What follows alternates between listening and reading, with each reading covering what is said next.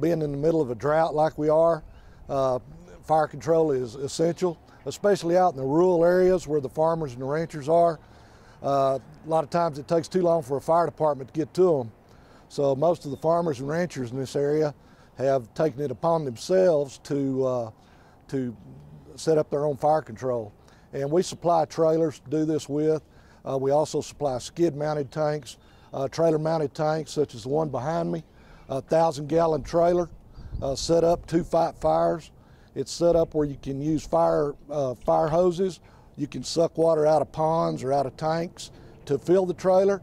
And then it's got a bar on the back that you can spray water out on dusty roads or settle dust in cow pens or to put out fires with.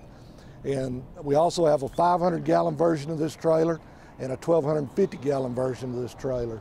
So it's very popular this time of year, and unfortunately, because of the drought, we're having to contend with the fires, and so it's becoming a necessity.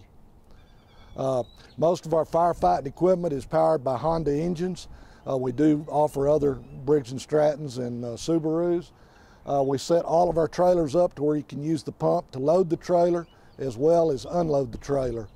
So it's a very versatile piece of equipment, easy to use.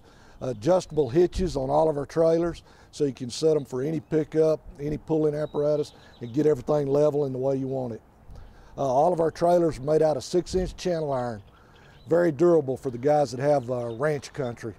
So we can go out in the ranches and these trailers take a beating and keep right on fighting fires.